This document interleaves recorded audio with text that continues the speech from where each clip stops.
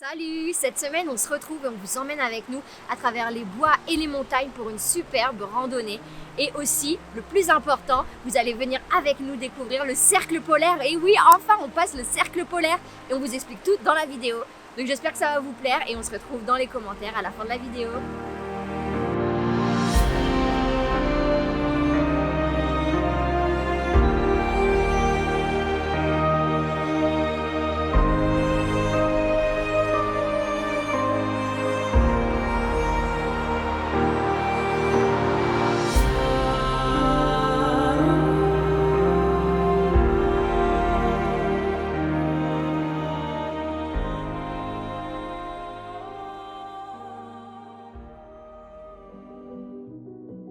Regardez, aujourd'hui on part en randonnée et on va aller tout au fond du canyon où il y a les deux falaises comme ça.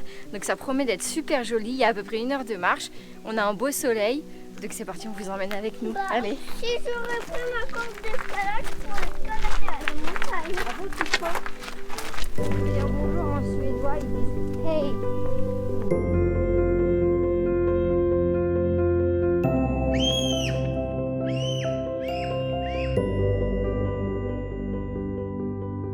J'ai sorti mon chapeau, il est de circonstance.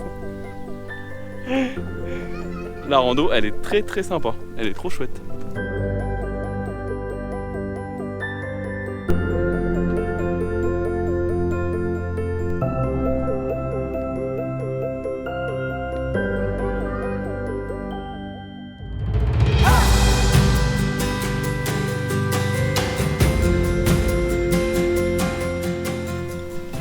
Le mieux c'est de venir tard ou tôt, on le redit encore, mais du coup là c'est la Chine.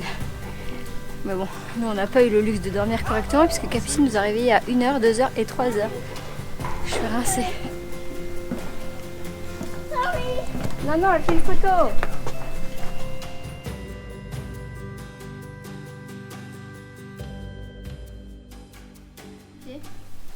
Ouais. Hop. T'as la nourriture? J'ai la nourriture. Comme ce sandwich. Juste. Alors Clément, cette rando? Très sympa, elle est très belle. Je suis tout à fait d'accord. Et la petite randonnée pour arriver à ce point de vue est très bucolique et très sympathique.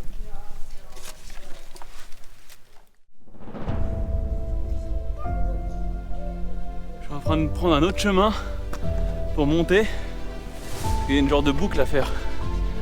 Mais le chemin il passe dans des murs d'escalade un peu.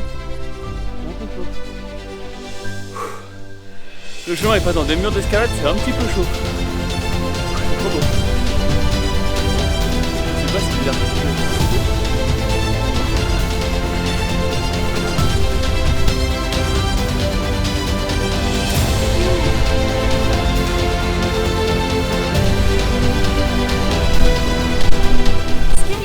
C'est que la Suède possède 97 500 lacs, c'est dingue non? Donc on n'a pas fini d'en prendre plein les mirettes. Mais j'ai vu plein de pizzas tomber sur le sol. Ah oui, bravo la petite.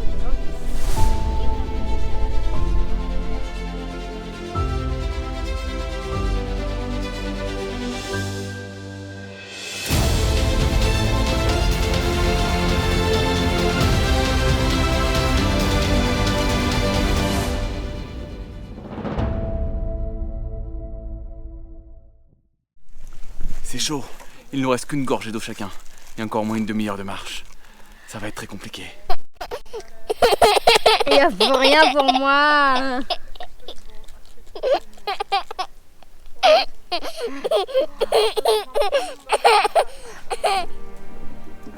En plus, ce qui est super sympa avec cette balade, c'est qu'il y a tous les paysages, tous les environnements. Le chemin il est trop bucolique dans la forêt.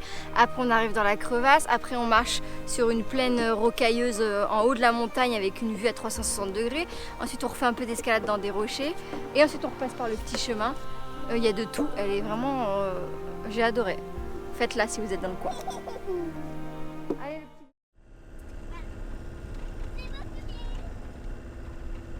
Regardez ma jolie maison. On dirait presque notre camping-car.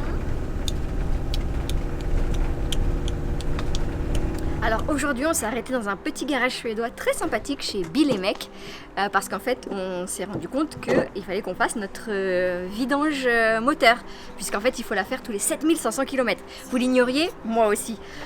Donc du coup, pensez quand vous faites de très longs voyages qu'il va falloir la faire à un moment donné. Donc soit vous la faites en partant en France, soit vous prévoyez le coup et vous vous arrêtez, mais prévoyez-le dans le budget parce que là, par exemple, on en a pour 165 €. Donc voilà, c'est un petit billet quoi. Mais bon, il faut le faire et voilà, donc on est content, on a trouvé un petit garage super sympa. Et en plus, il y a plein de vieilles voitures.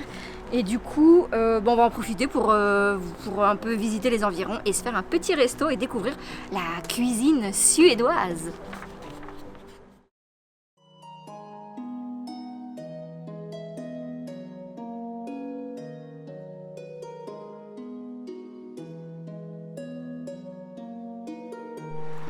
Regardez cette petite patate que je vais manger. Elle a l'air belle. Hein. Ils ont mis quoi dedans? Du fromage. On dirait du beurre, non? Du beurre fromage. Regardez, je pourrais goûter ça.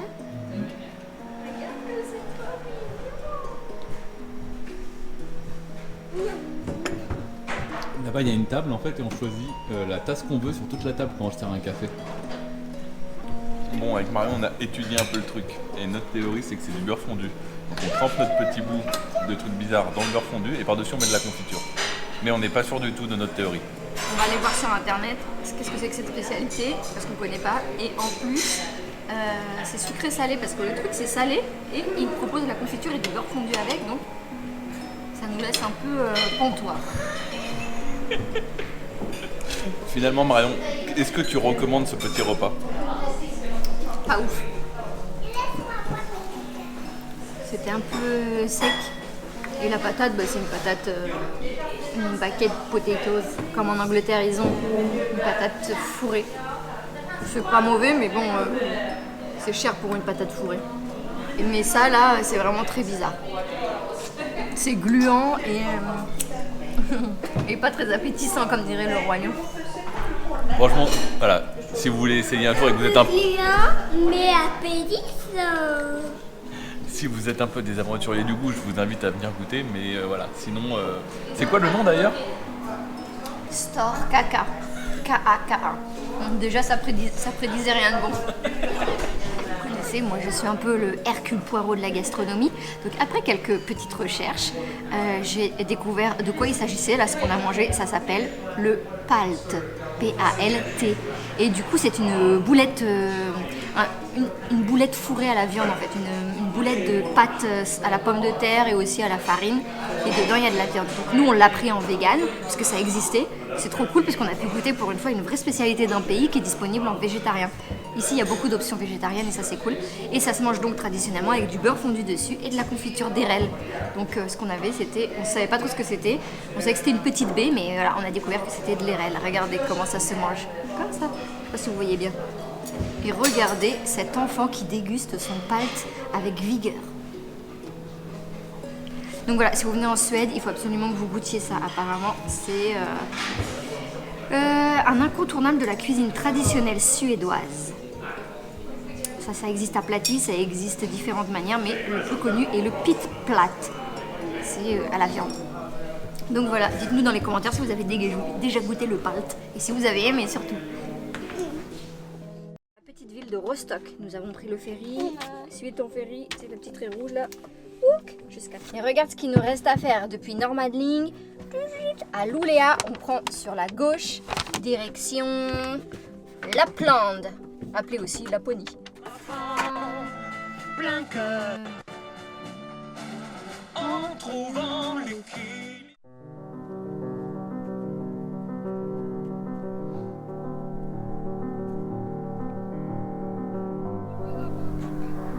Waouh! Donc voilà, on vient de finir la route, on a la vidange s'est très bien passée, on a rencontré le garagiste et sa femme aujourd'hui qui était très sympa. Il a même proposé qu'on échange nos Facebook. Et ils étaient super sympas et ce qui est rigolo, c'est que sa femme en fait, elle l'aidait à bricoler. Ils étaient tous les deux en dessous et tout, ils en fait c'était tous les deux les garagistes quoi, c'était Bill et je sais plus qui. Mec. Et en fait c'est elle avec lui et ils ont fait la vidange à deux quoi. Donc c'est très sympa. amusant quoi. Et du coup là on s'est trouvé un petit spot, on a roulé du coup après la vidange, donc là on est très fatigué. Peut-être que vous ne vous en doutez pas, mais il est 23h30 messieurs dames. Exactement, regardez comment il fait jour. Et il faut savoir que le soleil se couche, enfin il se couche actuellement, il doit se coucher 1 heure ou 2 heures, mais on perd jamais la Alors luminosité. j'ai regardé, il commence à se coucher à 23h30, donc là, pour se lever à 2h du matin. Donc en fait on perd jamais de luminosité, il fait un peu, vous l'avez peut-être vu dans nos stories, il fait un peu pénombre, mais il y a toujours de la lueur en fait. Exactement. Et plus on va monter vers le nord, et moins il y aura de soleil. Moins il y aura de nuit, pardon. Oui, on devrait être au soleil de minuit, je pense demain après-demain, voilà, maximum. Voilà, c'est drôle, c'est très sympa, et les spots sont magnifiques, on est en pleine forêt, il y a plein de spots nature ici, c'est super chouette. Petit truc qui est relou, qui n'a rien à voir, il n'existe pas de bouteilles en plastique dans ce pays. Si, il y a des bouteilles en plastique, c'est pas ça que tu veux dire. Explique-nous Marion. Il n'existe pas de bouteilles d'eau, des packs d'eau et Evian, Volvic, ça n'existe pas. Vous avez une pauvre bouteille en haut qui vaut 1,70€ la bouteille dans plusieurs magasins, je me suis rendu compte de ça. La Et sinon, la bouteille d'eau minérale, la bouteille d'eau classique, with no bubble inside quoi. Capucine, tu veux tomber ou quoi? Et la solution c'est d'aller chez Lidl. Je crois que chez Lidl déjà j'ai trouvé des petites de 75 centilitres. Et tout à l'heure j'ai trouvé un pack d'eau, j'ai demandé à un gars du magasin qui avait pas l'air de bien savoir son histoire, donc ça se trouve j'ai acheté 2 packs d'eau pétillante, je ne sais pas, la suite au prochain épisode, on l'ouvrira tout à l'heure la bouteille d'eau. Ou demain matin plutôt, là on va aller se coucher, on est rincé. Mais ce qui est rigolo, c'est que ici les gens, je ne sais pas s'ils veulent profiter à fond du soleil, mais ils font des activités très tard. Là par exemple, il y avait une jeune fille de 10 ans avec sa mère qui faisait une balade à vélo. Hier on s'est garé à côté d'un petit stade de foot en pleine perdu au milieu de nulle part, c'était très verdoyant. À 23h30, il y a 4 enfants, des enfants en plus, qui sont venus faire un match de foot. Et nous on était en train de dormir, donc ça nous a réveillés. Bizarre, peut-être qu'ils sont en manque de soleil, ils ont besoin d'en profiter à fond, ils dorment très peu l'été. Je ne sais pas. Dites-nous si vous êtes suédois. Peut-être que c'est des hiboux et qu'ils adorent jouer au foot, les petits enfants hiboux. T'as mangé une glace au chocolat toi, non? Chocolat à bouche. Allez, on va au dodo. Regardez, je m'apprêtais à faire des œufs, juste pour vous montrer qu'ici les œufs sont tout blancs. C'est trop rigolo. Et en plus ils sont trop sympas, dans la boîte d'œufs, ils vous expliquent comment savoir si votre œuf est encore consommable. Je ne sais pas si vous le savez, dans le doute je vous partage, ça peut être utile. Vous le mettez dans un récipient rempli d'eau. Si il tombe au fond, c'est nickel, il est consommable. Si il se redresse comme ça mais qu'il reste au fond, c'est qu'il a 1 à 3 semaines. Et s'il flotte, oulala, méfiance, cassez-le et sentez-le. Voilà, s'il sent le pourri, vous le jetez. Et si vous avez le moindre doute, de toute façon vous le jetez. Déjà s'il flotte, généralement vous avez 99% de chances qu'il soit pas bon. Ouais. Une fois sans faire exprès, j'avais pas fait gaffe, bam, j'ai mis des œufs, il y en avait un pourri dans le lot. En plus dans l'eau bouillante, ça a embaumé la maison d'une odeur d'œuf pourri. C'était horrible.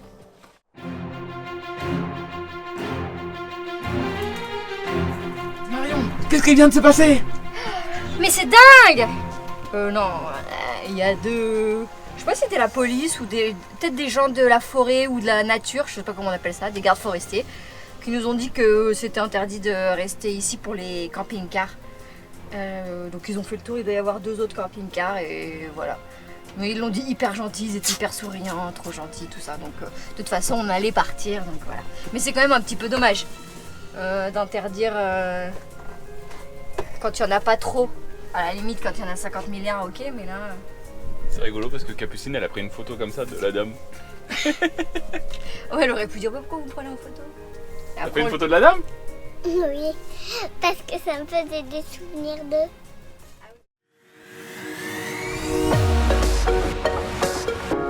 On a décidé de faire une petite halte en cours de route parce qu'on est tombé sur les chutes de Storforsen.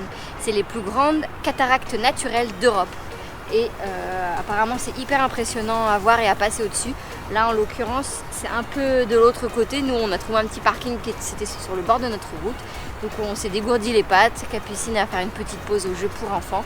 Et du coup c'est très sympa, je vous laisse découvrir ça. C'est dommage parce que le petit ponton il est complètement cassé pour y accéder. Et du coup on peut plus y aller de ce côté là. Il faut prendre le parking qui se trouve à l'opposé. Le petit bâtiment typiquement est dans suédois. Regardez, derrière moi il y a une maison toute rouge et toutes les maisons ici ont vraiment ce style qui fait vraiment américain, je trouve, qui fait les vieilles granges américaines. Et j'ai réfléchi. Ouais. Parce qu'en fait ici c'est vraiment banal quoi. Il y en a partout, tous les villages, toutes les maisons sont rouges comme ça et blanches, ça fait vraiment typique De temps en temps il y en a des beiges et des bleus. Voilà, des jaunes, mais voilà, la majorité sont rouges et quasiment toutes les maisons quoi, genre 90% des maisons à la campagne sont comme ça. Et c'est plutôt amusant et en fait je me suis dit, si ça fait américain, en fait finalement les Américains c'est des Européens qui ont immigré. Donc en fait c'est des Suédois sans doute qui ont immigré aux États-Unis et qui ont importé ce style aux États-Unis je pense.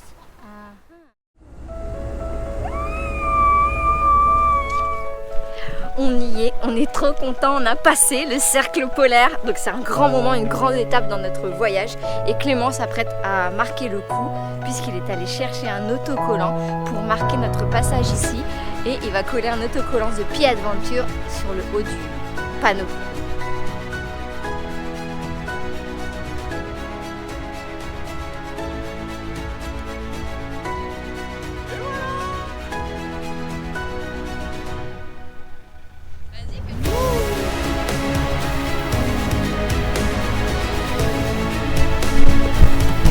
Faut savoir que c'est pas uniquement le fait de, comment ça s'appelle, d'être arrivé juste ici qui est extraordinaire, c'est que c'était le point de départ de notre voyage. Voilà, c'est pour ça qu'on partait, c'était pour aller dans le cercle polaire.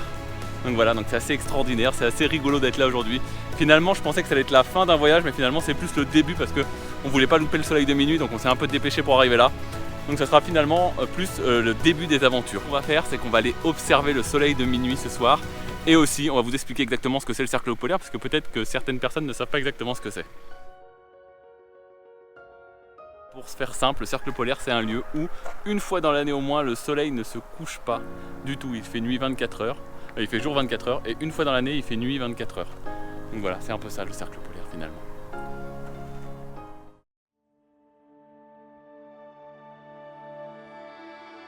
Nous ne verrons pas le soleil de minuit dans cette vidéo car elle s'achève ici. J'espère que vous avez passé un très bon moment avec nous. On se retrouvera la semaine prochaine pour justement aller voir ce soleil en pleine nuit et à minuit pile. Donc n'hésitez pas à vous abonner ou à nous suivre ou à bien regarder la vidéo la semaine prochaine parce qu'elle va vraiment être sympa. On a passé des très bons moments. En attendant, je vous laisse avec quelque chose de super cool parce qu'on a croisé des rennes sur la route. Donc voilà, donc pour ceux que ça intéresse, des petits bonus qui arrivent juste après. Il y a des rennes!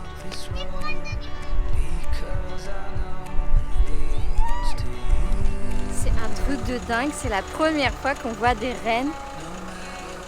Et ils ont pas l'air d'être très vieux parce qu'ils sont pas très grands. Mais ils ont des bois avec plein de fourrures dessus.